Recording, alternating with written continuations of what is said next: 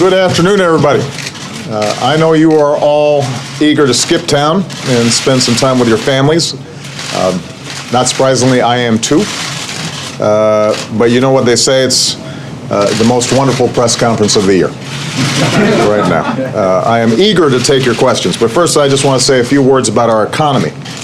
In 2013, our business has created another 2 million jobs, adding up to more than 8 million in just over the past 45 months.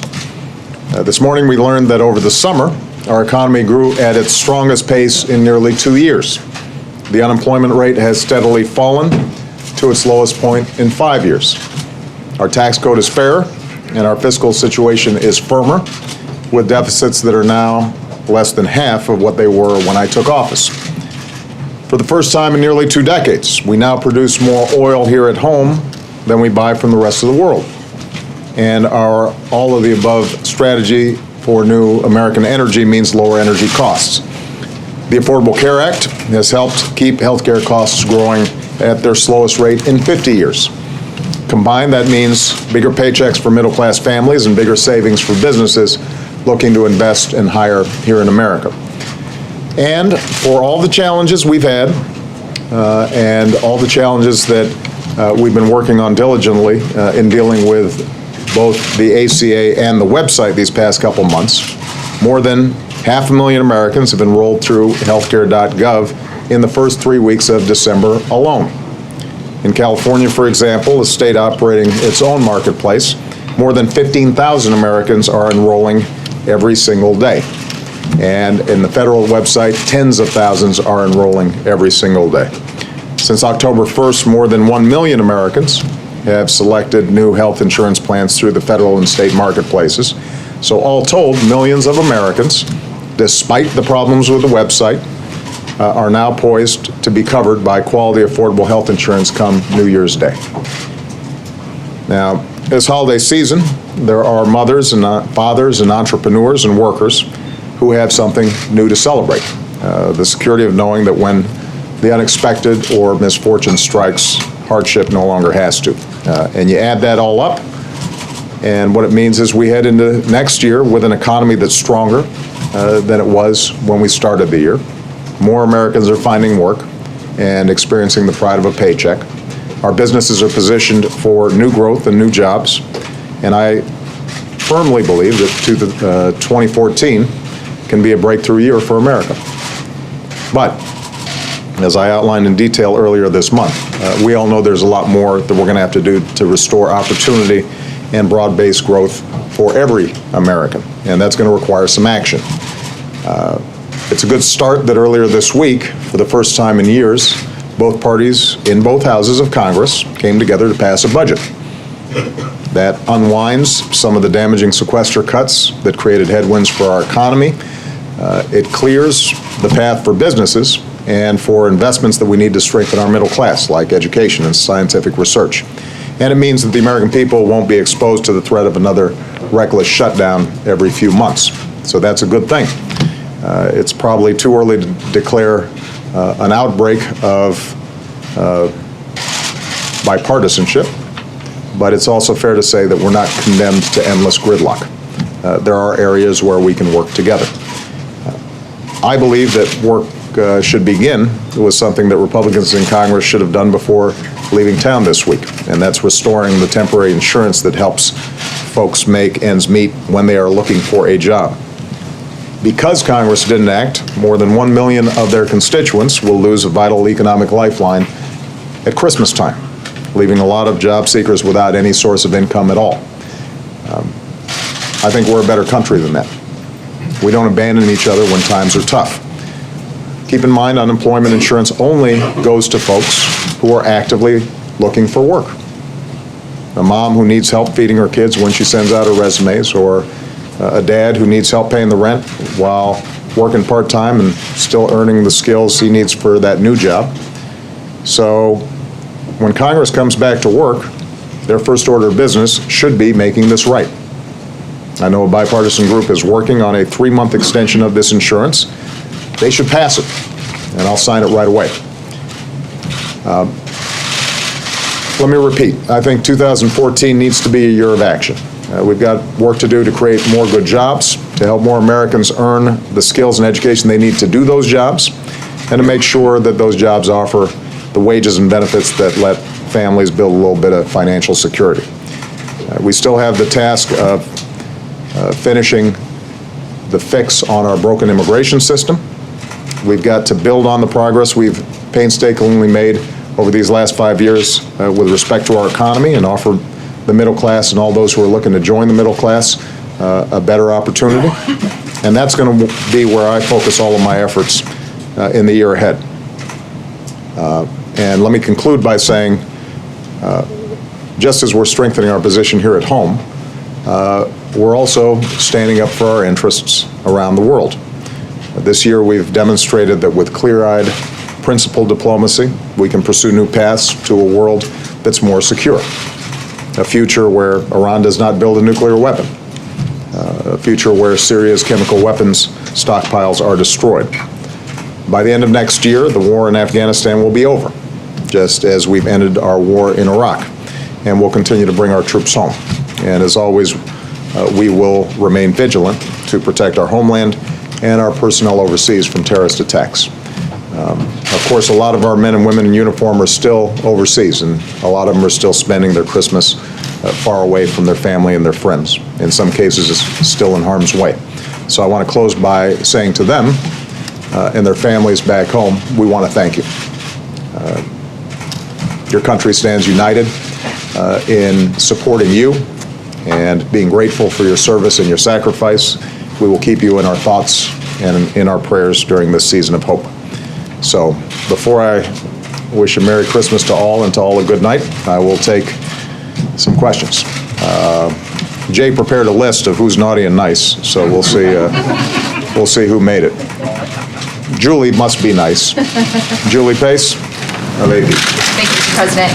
Despite all of the data points that you cited in your opening statement, when you look back at this year, very little of the domestic agenda that you outlined in your inaugural address and your State of the Union has been achieved. Healthcare rollout obviously had huge problems, and your ratings from the public are near historic lows for you. When you take this all together, has this been the worst year of your presidency? I got to tell you, Julie, that's not how I think about it. I have now been in office 5 years, close to 5 years. Was running for president for 2 years before that. And for those of you who've covered me during that time, we have had ups and we have had downs. I think this room has probably recorded at least 15 near-death experiences. And what I've been focused on each and every day is, are we moving the ball in helping the American people, families, have more opportunity, have a little more security, to feel as if they work hard, they can get ahead. And if I look at this past year, there are areas where there obviously been some frustrations, where I wish Congress had moved more aggressively. Not passing background checks in the wake of Newtown is something that I continue to believe was a mistake. But then I also look at, because of the debate that occurred, all the work that's been done at state levels to increase gun safety and to make sure that we don't see tragedies like that happen again. There's a lot of focus on legislative activity at the congressional level. But even when Congress doesn't move on things they should move on, there are a whole bunch of things that we're still doing. So we don't always get attention for it, but the Connect Ed program that we announced, where we're going to be initiating wireless capacity in every classroom in America, will make a huge difference for kids all across this country and for teachers. A manufacturing hub that we set up in Youngstown, something that I talked about during the State of the Union, is going to create innovation and connect universities, manufacturers, job training to help create a renaissance, build on the renaissance that we're seeing in manufacturing. When it comes to energy, this year is going to be the first year in a very long time where we're producing more oil and natural gas here in this country than we're importing. That's a big deal. So I understand the point that you're getting at, Julie, which is that a lot of our legislative initiatives in Congress have not moved forward as rapidly as I'd like. I completely understand that, which means that I'm going to keep at it. And if you look at, for example, immigration reform, probably the biggest thing that I wanted to get done this year, we saw progress. It passed the Senate with a strong bipartisan vote.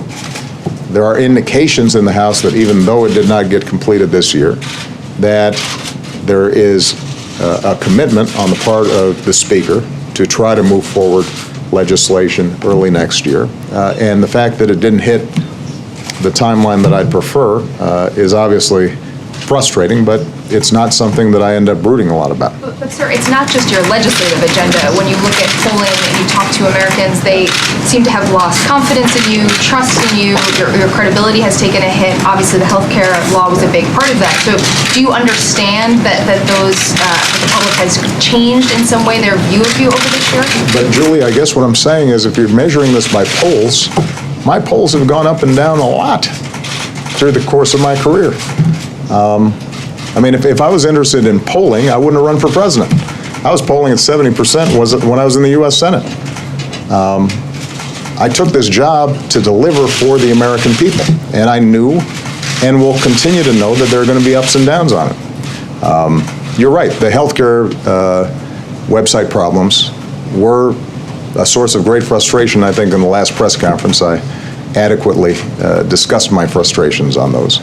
On the other hand, since that time, I now have a couple million people, maybe more, who are going to have health care on January 1st.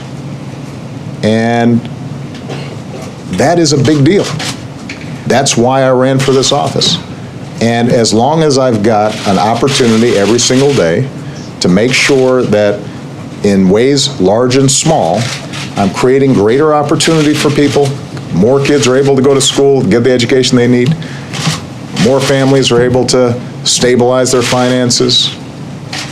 You know, the housing market is continuing to improve. People feel like their wages maybe are inching up a little bit. If those things are happening, I'll take it.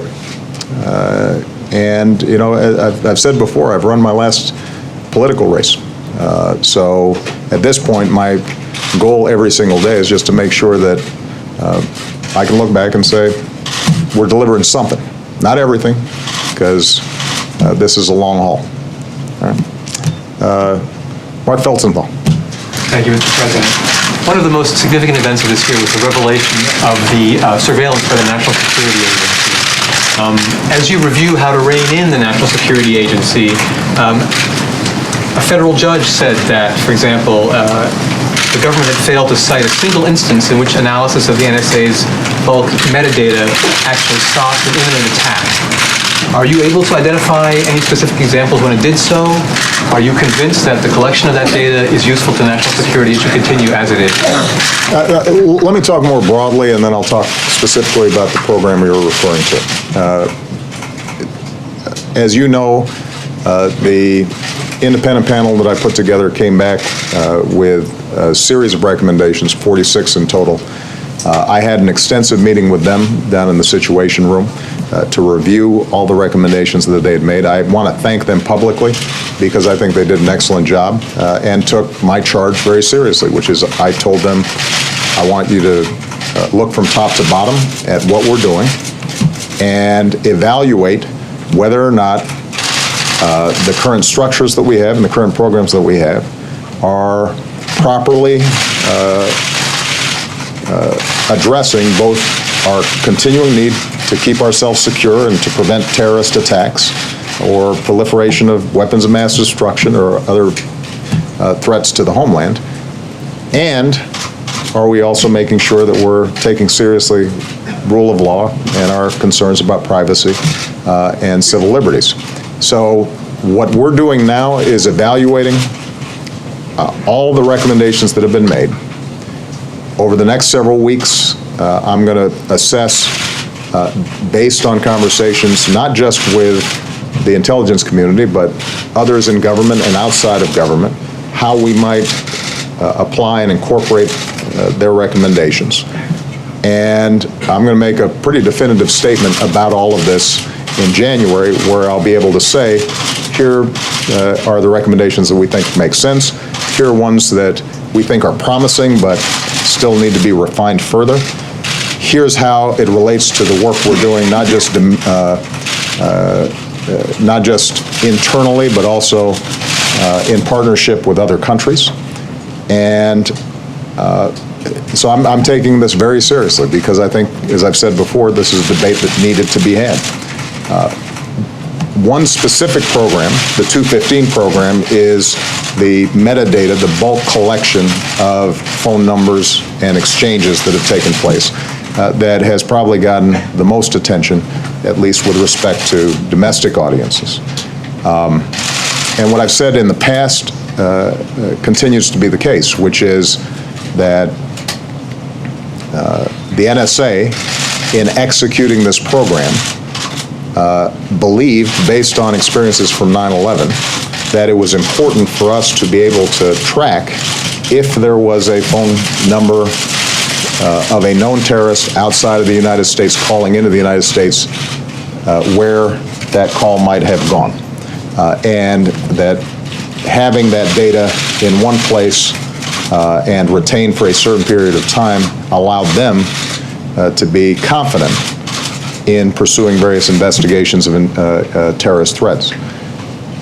And I think it's important to note that in all the reviews of this program that have been done, in fact, there have not been actual instances where it's been alleged that the NSA in some ways acted inappropriately in the use of this data. But what is also clear is, from the public debate, people are concerned about the prospect, the possibility of abuse, and I think that's what the judge in the district court suggested. And although his opinion obviously differs from rulings on the FISA court, we're taking those into account. The question we're going to have to ask is, can we accomplish the same goals that this program is intended to accomplish in ways that give the public more confidence that, in fact, the NSA is doing what it's supposed to be doing. I have confidence in the fact that the NSA is not engaging in domestic surveillance or snooping around, but I also recognize that as technologies change and people can start running algorithms and programs that map out all the information that we're downloading on a daily basis into our telephones and our computers, that we may have to refine this further to give people more confidence. And I'm going to be working very hard on doing that. And we've got to provide more confidence to the international community. In some ways, what has been more challenging is the fact that we do have a lot of laws and checks and balances and safeguards and audits when it comes to making sure that the NSA and other intelligence agencies are not spying on Americans. We've had less legal constraint in terms of what we're doing internationally. But I think part of what's been interesting about this whole exercise is recognizing that in a virtual world, some of these boundaries don't matter anymore. And just because we can do something doesn't mean we necessarily should. And the values that we've got as Americans are ones that we have to be willing to apply beyond our borders, I think, perhaps more systematically than we've done in the past. Okay? Ed Henry. Thank you, Mr. President. I want to follow up on that because, and Merry Christmas, by the way. Merry Christmas, Ted. When Edward Snowden first started leaking the information, you made a statement on June 7th in California, and you claimed to the American people that you had already reformed many of these surveillance programs. You said you came to office, quote, my team evaluated them, we scrubbed them thoroughly, we actually expanded some of the oversight, and you did expand some of it. Yes. You also said we may have to rebalance some, there may be changes. But you concluded with, quote, you can complain about Big Brother and how this is a potential program run amok, But when you actually look at the details, then I think we've struck the right balance. That was only 6 months ago. Now this judge is saying no, your own panel is saying no, even you're saying, no, we haven't really struck the right balance perhaps, that changes have to be made. My question is, were you wrong then because you were not fully read in, not just on these programs, but on other programs outside of the ones you just talked about, where we were potentially listening in on the German leaders, the Brazilian leaders, and others that suggest there were abuses, number one. And number two, if you were fully read on these programs, is it another example of what Julie was getting at with this question of credibility with the American people? That just like on healthcare, you like your plan, you can keep it. On surveillance, you looked the American people in the eye 6 months ago and said, we've got the right balance. And 6 months later, you're saying, maybe not. Well, hold on a second. I think it's important to note that when it comes to the right balance on surveillance, these are a series of judgment calls that we're making every single day because we've got a whole bunch of folks whose job it is to make sure that the American people are protected. And that's a hard job because if something slips, then the question that's coming from you the next day at a press conference is, Mr. President, why didn't you catch that? Why did the intelligence people allow that to slip? Isn't there a way that we could have found out that in fact this terrorist attack took place? Why did you say we struck the right balance? So the point is that not that my assessment of the 215 program has changed in terms of technically how it works. What is absolutely clear to me is that given the public debate that's taken place and the disclosures that have taken place over the last several months, that this is only going to work if the American people have confidence and trust. Now, part of the challenge is that because of the manner in which these disclosures took place, in dribs and drabs, oftentimes shaded in a particular way, and because of some of the constraints that we've had in terms of declassifying information and getting it out there, that that trust in how many safeguards exist and how these programs are run has been diminished. So what's going to be important is to build that back up.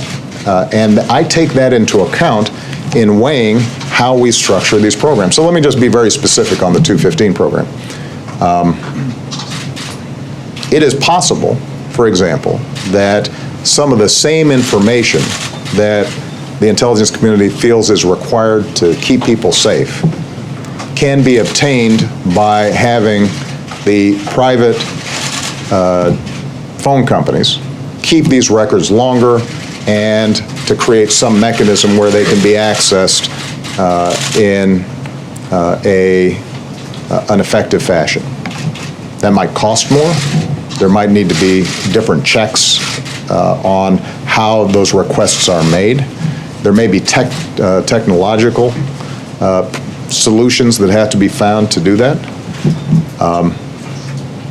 And the question that we're asking ourselves now is, does that make sense not only because of the fact that there are concerns about potential abuse down the road with the metadata that's being kept by a government rather than private companies, but also does it make sense to do because people right now are concerned that maybe their phone calls are being listened to, even if they're not. And we've got to factor that in. So my point is that the environment has changed in ways that I think require us to take that into account. But the analysis that I've been doing throughout has always been, periodically looking at what we're doing and asking ourselves, are we doing this in the right way? Are we making sure that we're keeping the American people safe, number one? Are we also being true to our civil liberties and our privacy and our values? I understand it's a tough job, and God forbid there's another terror attack. Every one of us is going to be second-guessing you, and that is extremely difficult to be in the Oval Office. That's okay. But as you said, you took that on. You put it on your back. And so my question is, do you have any personal regrets? You're not addressing the fact, the public statements you've made to reassure the public. Your Director of National Intelligence, James Clapper, months ago went up, got a question from a Democrat, not a Republican, about whether some of this was going on, and he denied it. Doesn't that undermine the public trust? And you're conflating, first of all, me and Mr. Clapper. And he's still on the job. I understand, but what I'm saying is this, that yes, these are tough problems, that I am glad to have the privilege of tackling. Your initial question was whether the statements that I made 6 months ago are ones that I don't stand by, and what I'm saying is that the statements I made then are entirely consistent with the statements that I make now, which is that we believed that we had scrubbed these programs and struck an appropriate balance, and there had not been evidence, and there continues not to be evidence, that the particular program had been abused in how it was used, and that it was a useful tool working with other tools that the intelligence community has to ensure that if we have a thread on a potential terrorist threat, that that can be followed effectively. What I've also said, though, is that in light of the disclosures that have taken place, it is clear that whatever benefits the configuration of this particular program may have, may be outweighed by the concerns that people have on its potential abuse. And if that's the case, there may be another way of skinning the cat. So we just keep on going at this stuff and saying, can we do this better? Can we do this more effectively? I think that the panel's recommendations are consistent with that. So if you had a chance to read the overall recommendations, what they were very clear about is, we need this intelligence. We can't unilaterally disarm. There are ways we can do it potentially that gives people greater assurance that there are checks and balances, that there's sufficient oversight, sufficient transparency. Programs like 215 could be redesigned in ways that give you the same information when you need it without creating these potentials for abuse. And that's exactly what we should be doing, is to evaluate all these things in a very clear, specific way, and moving forward on changes. And that's what I intend to do. You have no regrets. That's what I intend to do. John Carl. Thank you, Mr. President.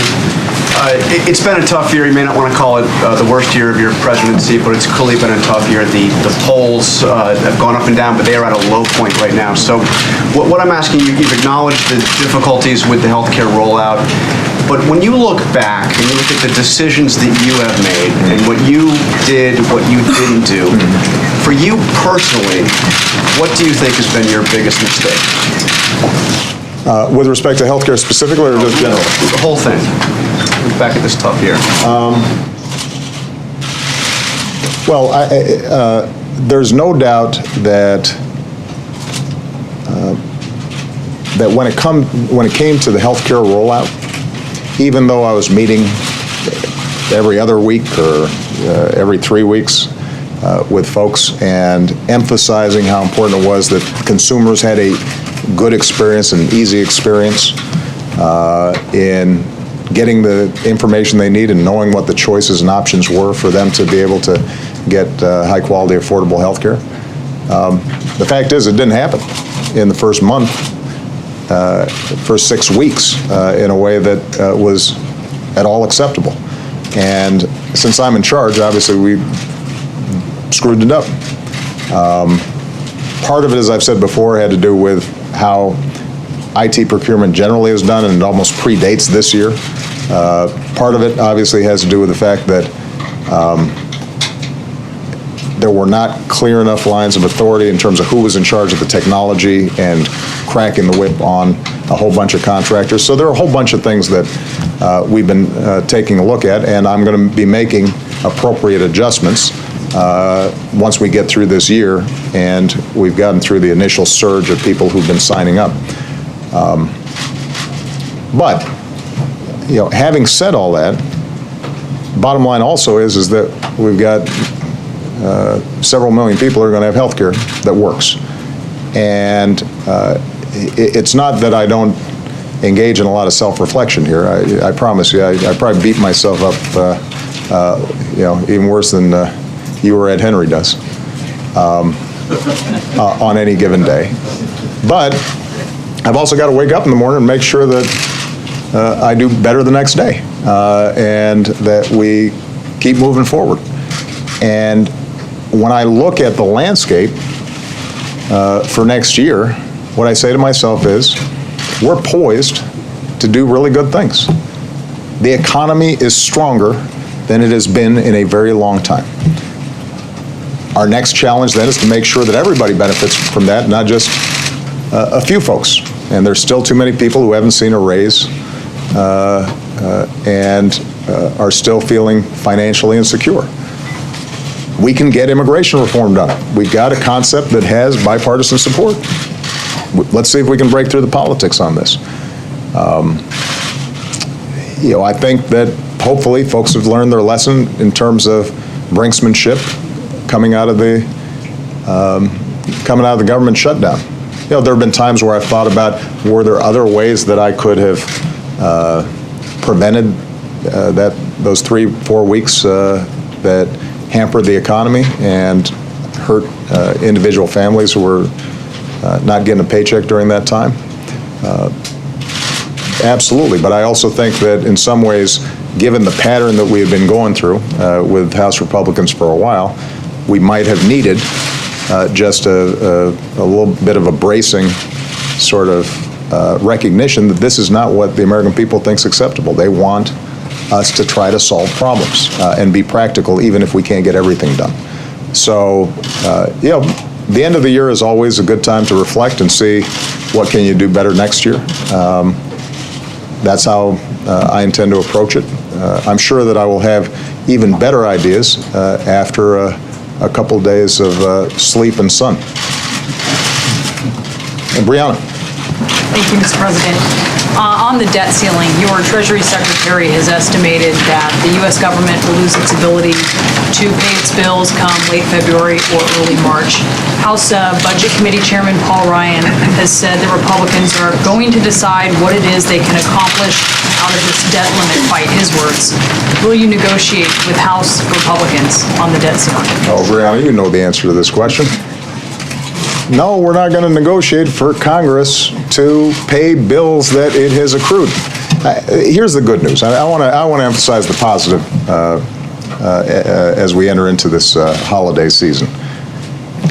I think Congressman Ryan and Senator Murray did a good job in trying to narrow the differences and actually pass a budget that I can sign. It's not everything that I would like, obviously.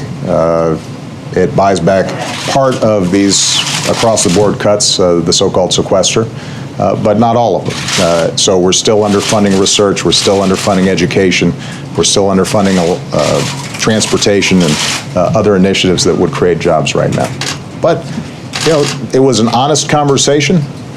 They operated in good faith, and given how far apart the parties have been on fiscal issues, they should take pride in what they did. And I actually called them after they struck the deal, and I said congratulations, and I hope that creates a good pattern for next year, where we work on at least the things we agree to, even if we agree to disagree on some of the other big ticket items. I think immigration potentially falls in that category, where here's an area where we've got bipartisan agreement. There are a few differences here and there, but the truth of the matter is that the Senate bill has the main components of comprehensive immigration reform that would boost our economy, give us an opportunity to attract more investment and high-skilled workers who are doing great things in places like Silicon Valley and around the country. So let's go ahead and get that done. Now, I can't imagine that, having seen this possible daylight breaking when it comes to cooperation in Congress, that folks are thinking actually about plunging us back into the kinds of brinksmanship and governance by crisis that has done us so much harm over the last couple of years. To repeat, the debt ceiling is raised simply to pay bills that we have already accrued. It is not something that is a negotiating tool. It's not leverage. It's the responsibility of Congress. It's part of doing their job. I expect them to do their job. Although I'm happy to talk to them about any of the issues that they actually want to get done. So if Congressman Ryan's interested in tax reform, let's go. I've got some proposals on it. If he's interested in any issue out there, I'm willing to have a constructive conversation of the sort that we just had in resolving the budget issues. But I've got to assume folks aren't crazy enough to start that thing all over again. If I may just quickly, on a more personal note, what is your New Year's resolution? My New Year's resolution is to be nicer to the White House press corps. You know? Absolutely. Major Garrett. That's quite a lead-in, Mr. President. Thank you. Rick Leggett, who is the head of the NSA task force on Edward Snowden, told 60 Minutes that it was, quote, worth having a conversation about granting Edward Snowden amnesty. To what degree, sir, were you pleased that he floated this trial balloon, and under what circumstances would you consider either a plea agreement or amnesty for Edward Snowden? And what do you say to Americans, sir, who, after possibly being alerted to Judge Leon's decision earlier this week, reading the panel recommendations, believe Edward Snowden set in motion something that is proper and just in this country about the scope of surveillance and should not be considered by this government a criminal? I've got to be careful here, Major, because Mr. Snowden is under indictment. He's been charged with crimes, and that's the province of the Attorney General and ultimately a judge and a jury. So I can't weigh in specifically on this case at this point. I'll try to see if I can get at the spirit of the question, even if I can't talk about the specifics. I've said before, and I believe that this is an important conversation that we needed to have.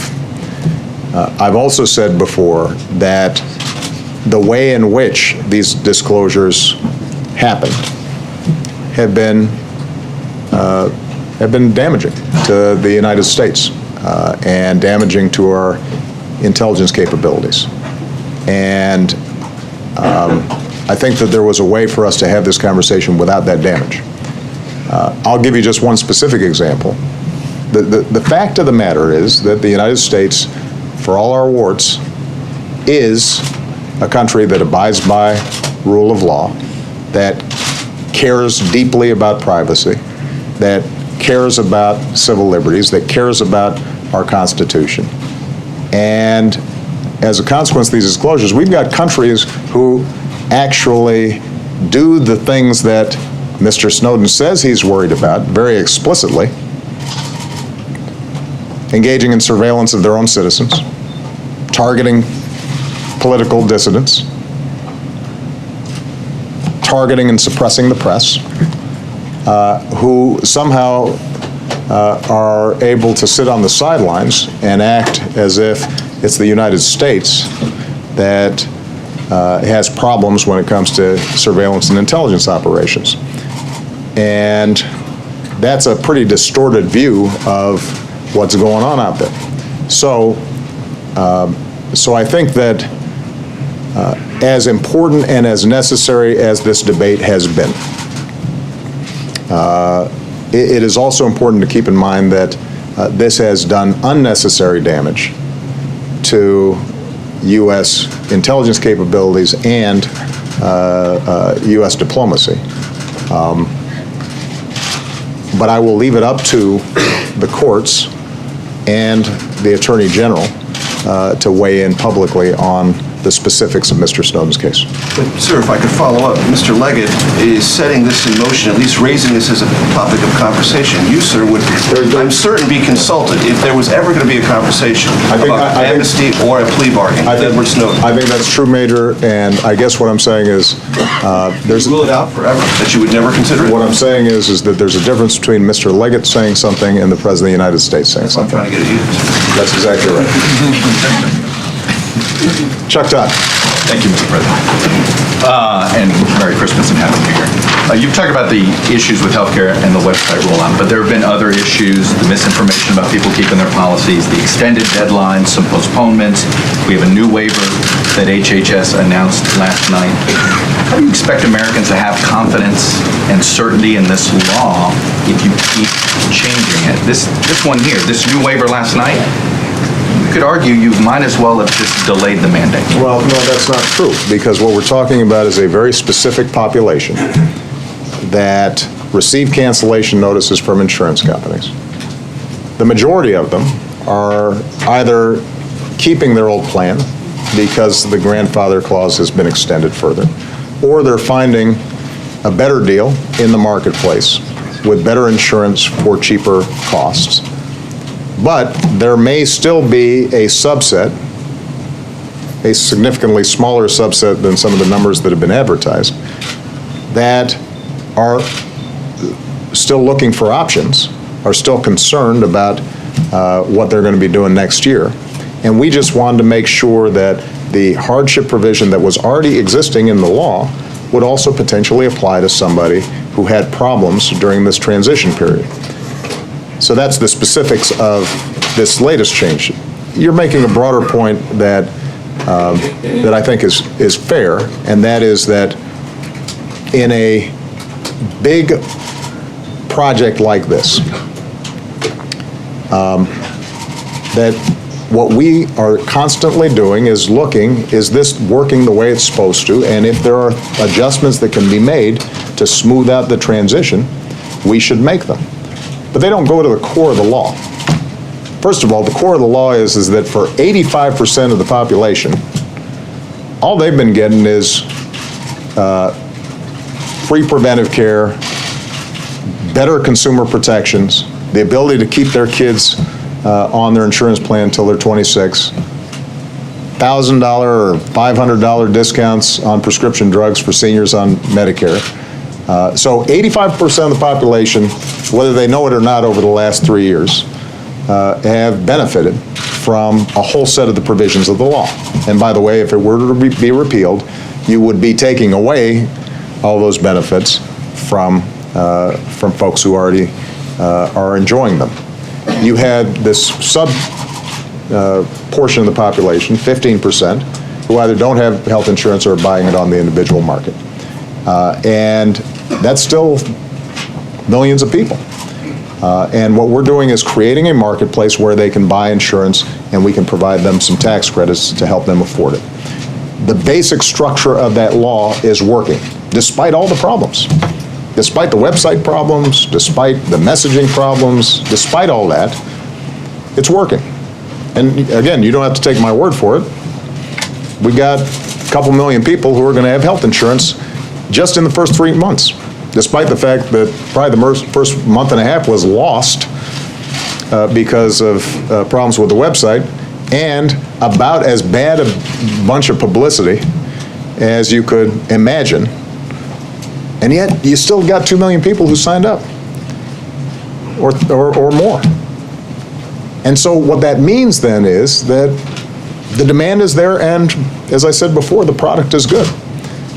Now, in putting something like this together, there are going to be all kinds of problems that crop up, some of which may have been unanticipated, and what we've been trying to do is just respond to them in a common sense way. And we're going to continue to try to do that. But that doesn't negate the fact that, a year from now or 2 years from now, when we look back, we're going to be able to say that even more people have health insurance who didn't have it before. And that's not a bad thing. That's a good thing. That is part of the reason why I pushed so hard to get this law done in the first place. And, I've said before, this is a messy process, and I think sometimes when I say that, people say, well, A, yeah, it's real messy, and B, isn't the fact that it's been so messy some indication that there are more fundamental problems with the law? And I guess what I'd say to that, Chuck, is when you try to do something this big, affecting this many people, it's going to be hard. And every instance, whether it's Social Security, Medicare, the prescription drug plan under President Bush, there hasn't been an instance where you tried to really have an impact on the American people's lives and well-being, particularly in the healthcare arena, where you don't end up having some of these challenges. The question is going to be, ultimately, do we make good decisions trying to help as many as people as possible in as efficient a way as possible? And I think that's what we're doing. But with 72 hours to go, you make this change where people are buying the junk, frankly, a junk type policy that you were trying to get people away from. Well, keep in mind, Chuck, first of all, that the majority of folks are going to have different options. This is essentially a additional net in case folks might have slipped through the cracks. We don't have precision on those numbers, but we expect it's going to be a relatively small number because these are folks who want insurance, and the vast majority of them have good options. And in a state like North Carolina, for example, the overwhelming majority of them have just kept their own plans. The ones that they had previously.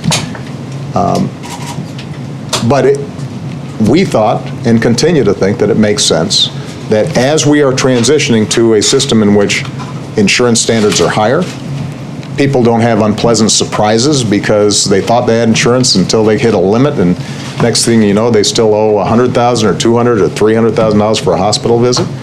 That as we transition to higher standards, better insurance, that we also address folks who get caught in that transition and their unintended consequences. And I'll be honest, that was the original intent of the grandfather clause that was in the law. Obviously, the problem was it didn't catch enough people.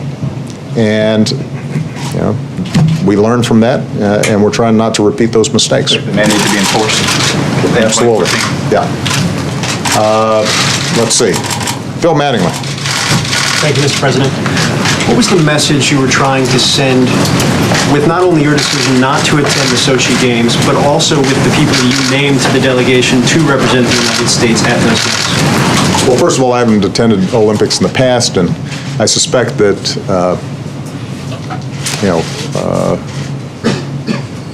me attending Olympics, particularly at a time when we've got all the other stuff that people have been talking about, is going to be tough, although I would love to do it. I'll be going to a lot of Olympic Games post-presidency. I think the delegation speaks for itself.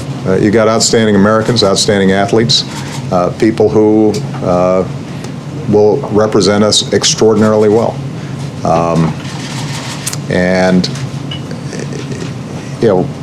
The fact that we've got folks like Billie Jean King or Brian Boitano who themselves have been world-class athletes that everybody acknowledges for their excellence, but also for their character, who also happen to be members of the LGBT community. You should take that for what it's worth, that when it comes to the Olympics and athletic performance, we don't make distinctions on the basis of sexual orientation. We judge people on how they perform, both on the court and off the court, on the field and off the field. And that's a value that I think is at the heart of not just America, but American sports. I'm going to just roll down these last few real quickly. Ari Shapiro, last day at the White House, he deserves a question. Thank you very much, Mr. President. Senator Max Baucus was widely seen as the best hope for a large-scale deal to overhaul the tax code. What does your decision to nominate him as ambassador to China say about your hopes for a major tax bill in your second term? It says that Max Baucus is going to be an outstanding ambassador to China, and I'd like a swift confirmation. And my expectation and hope is that if both Senate Democrats, or if Democrats and Republicans in the House and the Senate are serious about tax reform, then it's not going to depend on one guy. It's going to depend on all of us working together. And my office is ready, willing, and eager to engage both parties in having a conversation about how we can simplify the tax code, make it fair, make it work to create more jobs, and do right by middle-class Americans. Jackie Combs. Thank you, Mr. President. And how do you say it in Hawaii? Mele Kaliki? Mele Kaliki Maka. Since we've been looking back at the year, I'd like to ask you what your reaction was to the nonpartisan truth-telling group PolitiFact when it said that the lie of the year was your statement that if you like your health care plan, you can keep it. And related to the health care problems that we've seen over the past year, the fallout from that seems to be making Democrats, particularly in the Senate, a little rambunctious and independent of you, which is evidenced most clearly in the debate over Iran sanctions. It looks like Senate Majority Leader Harry Reid has expedited consideration of an Iran sanctions bill for January, even as your administration and you have been trying to get them to lay off sanctions while you're... Jackie, I gotta say, you're stringing a bunch of things along here. Let's see if we can hone in on a question. I mean, That's a lot less than Ed Henry had. I thought we were trying to get along for Christmas. Now I can see who's... How about I separate out the Iran question from the healthcare question?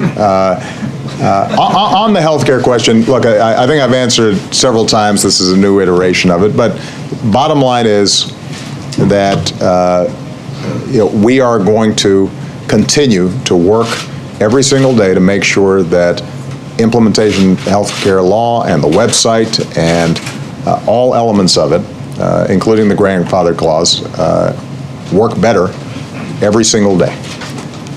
And as I said in previous press conferences, we're going to make mistakes and we're going to have problems, but my intentions have been clear throughout, which is I just want to help as many people as possible feel secure and make sure that they don't go broke when they get sick.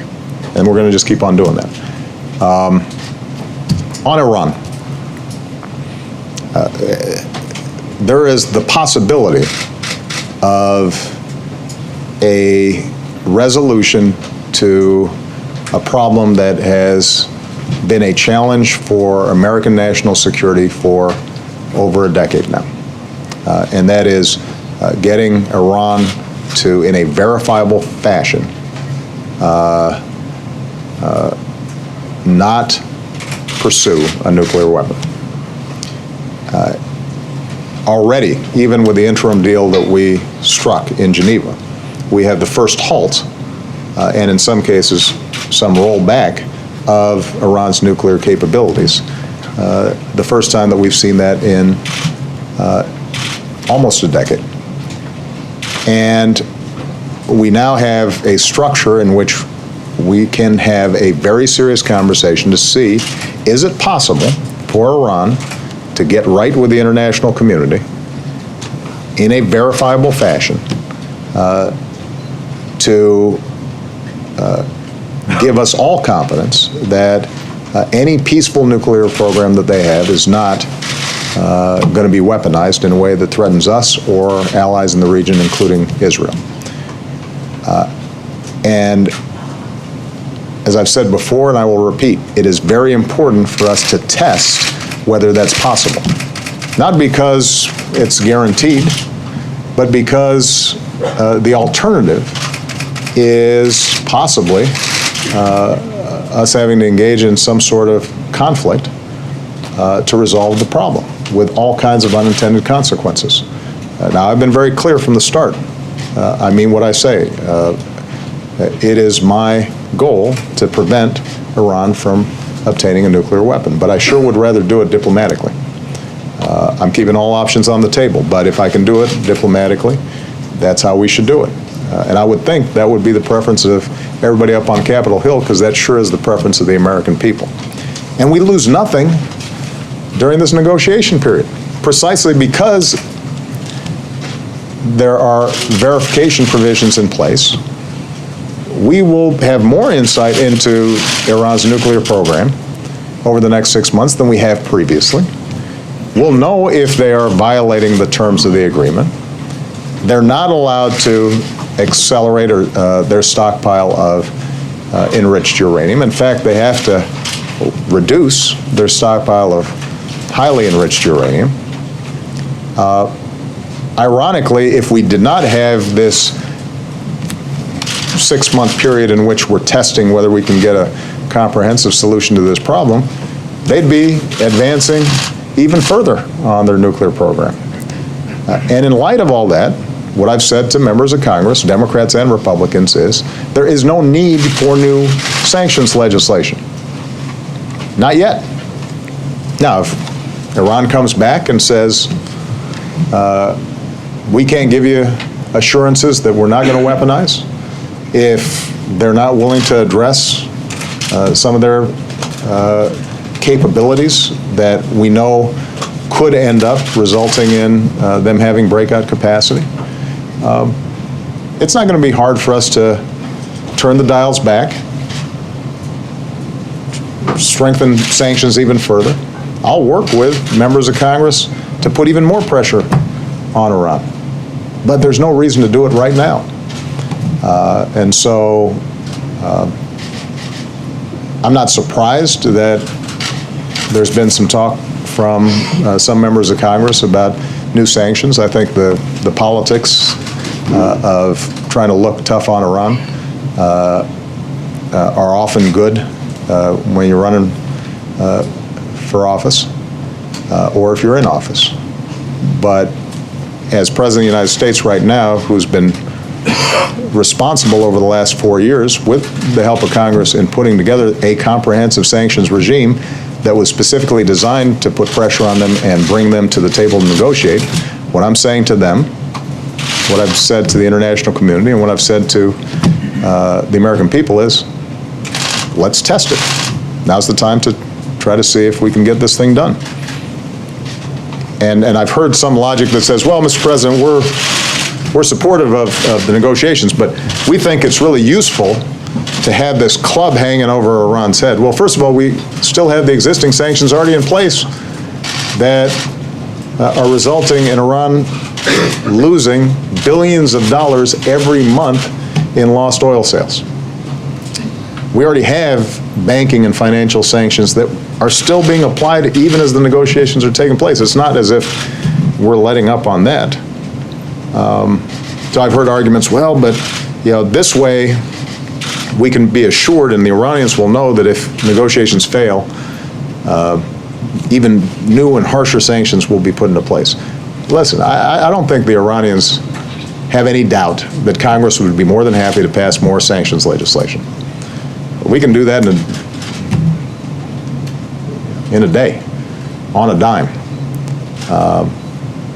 But if we're serious about negotiations, we've got to create an atmosphere in which Iran is willing to move in ways that are uncomfortable for them and contrary to their ideology and rhetoric and their instincts and their suspicions of us.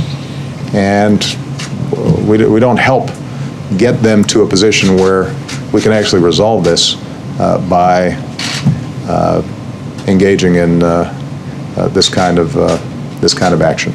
All right? Okay, everybody. I think I'm going to take one more question. Colleen McCain Nelson, and that is it. Thank you, Mr. President. There you go. Some of your longtime advisors are leaving the White House. Some new folks are coming in. Others are taking on new roles in the West Wing. As you reshape your team a bit, how does that change the dynamic here, and how does it impact what you think you can accomplish going forward? I just had lunch with Pete Rouse, who's leaving me, and that's tough. He says so. He says so, not right now, at least. No, I love that guy, and that will be a significant loss, although he'll still be in town, and hopefully I'll be able to consult with him on an ongoing basis.